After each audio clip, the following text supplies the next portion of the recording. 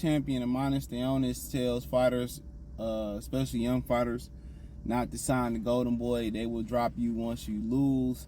He basically did an interview with Fight Hype, detailing what happened with Virgil Ortiz. He basically, hit the boxing news playlist. Check out the World Weight Boxing Talk playlist. Excuse my neck. I'm 10. But he basically said that Golden Boy knew the fight was gonna be off, and they had him fly out there, and fly his coach from Lithuania, and fly out there. And he said some people that was on his plane. I think he said it was coming from LAX out there in LA to San Antonio. That he said some people on the plane was from Golden Boy, some employees, and they didn't say nothing.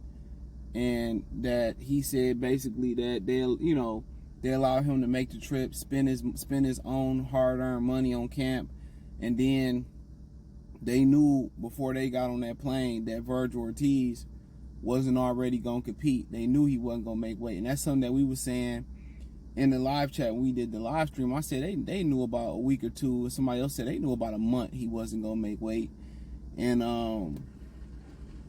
then he said that he didn't physically see him fall out. I think it was Wednesday. He said he heard from them. Now, he said that another reason he was PO'd was because they knew, one thing, they let him fly out there. They paid for the flight, remember that, and all that.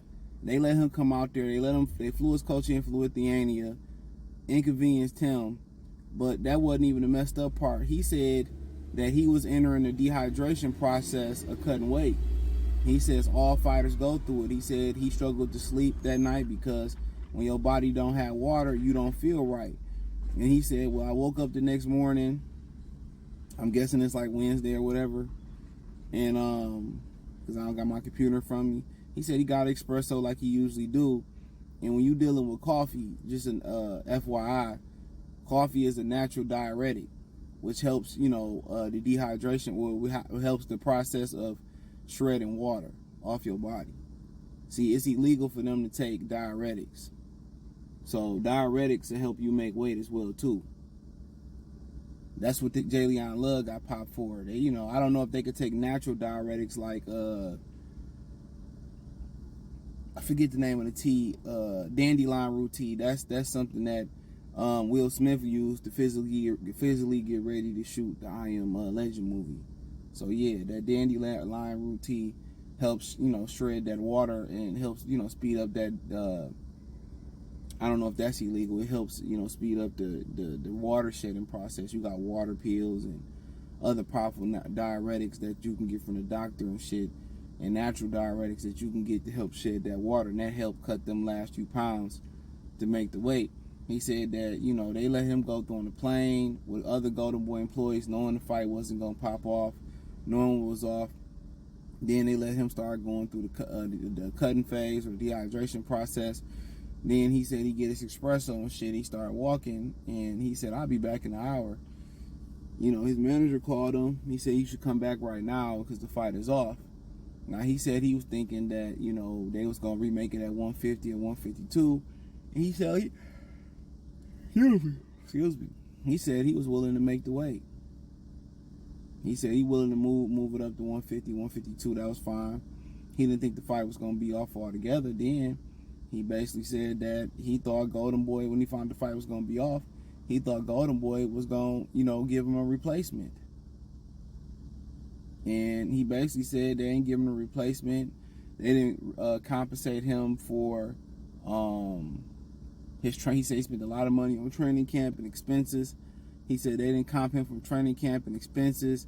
He said that, they was trying to get his, I guess his coach, I don't know if they was trying to get him a flight back to Lithuania, and I know they was trying to get back to where they was going. And I guess he was going back to LA, and his coach was going back to Lithuania. He said every time they would message Golden Boy about, changing the flights and getting them back home, he said he cared about his team. He's trying to get his team straight. He said it would be 3 or 4 hours in between text messages. He said if it was up to me, I would have changed the flight right away. But he said, I didn't pay for the flight. They made the flight, and he said it'd take 5 minutes for them to change the flight with the company they had.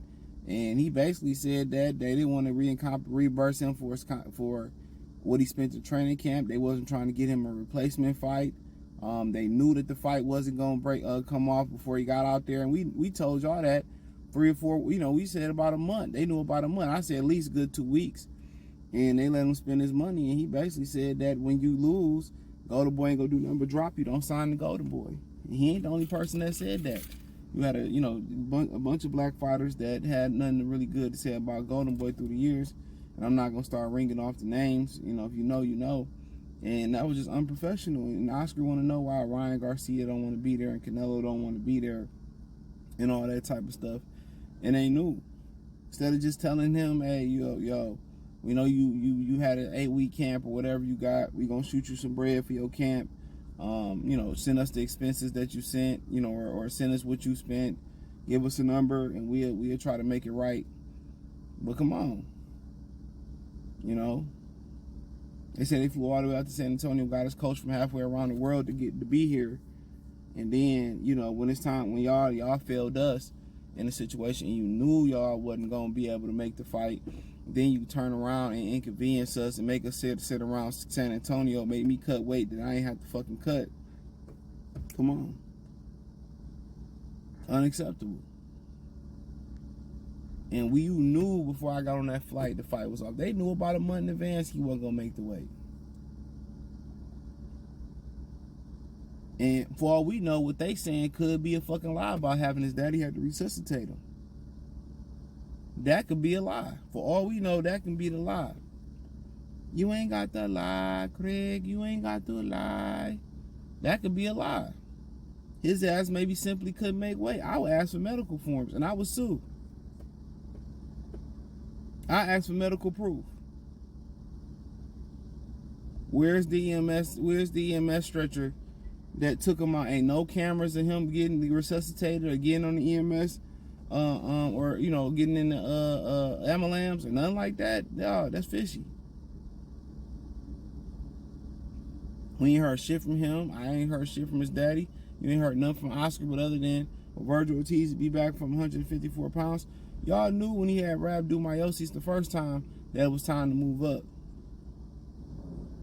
And if that's the case, that he getting sick from making the weight cut, which we all think is from the weight cut, shame on his team. Shame on it.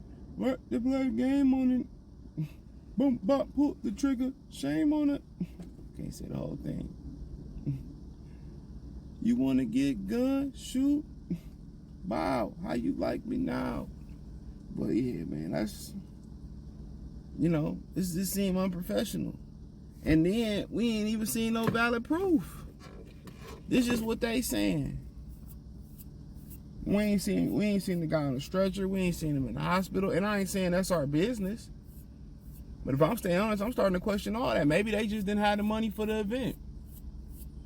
Because they couldn't throw you no bread, bruh. For your training expenses, he said I spent a lot of money in training expenses. Bidding on fights you can't afford. Now, Stanionis pulled out the fight once with an appendix. He had an emergency appendix. But Virgil Ortiz done pulled out twice. He done pulled out twice. So, if you plan on fighting Virgil Ortiz, you better keep your head on the swivel and be on alert, because the fight might not come off at all. But you feel bad for the guy. You spend money on camp to get to a fight, and then you in a deficit. You in a hole. And who knows when Al Heyman can line up another fight for him. At least if you tell me enough time, I could have landed on the Spencer Crawford undercard. I could have landed another opportunity. Matter of fact, with them pulling out this fight, he combined 2 times before this time, they should have had some late replacement. He said they didn't want to give me a late replacement.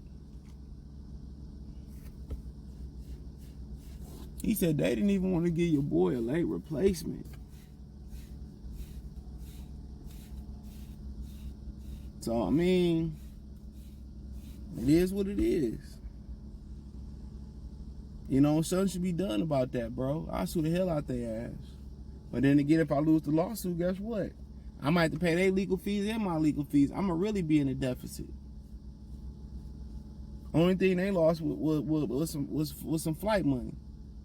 And they probably let him fly all the way out there just because they already paid for the tickets and the tickets was non-refundable. They probably got Stanionis non-refundable tickets. That motherfucker gonna be on the back of the plane. He had them ecom tickets. He didn't even have main cabin tickets.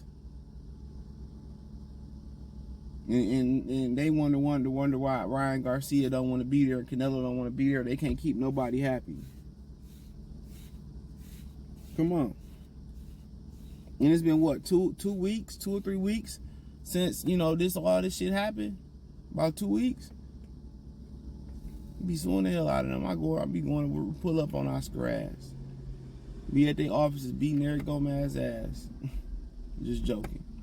But thumbs up the video, share the video, subscribe to the channel. Next subscribe button is the bell icon button. Hit all notifications, increase your chance. Get notifications. We go live or drop video. Financially, want to support the channel? Cash App $CJ Good313, Venmo CJ Good313, PayPal link in the description.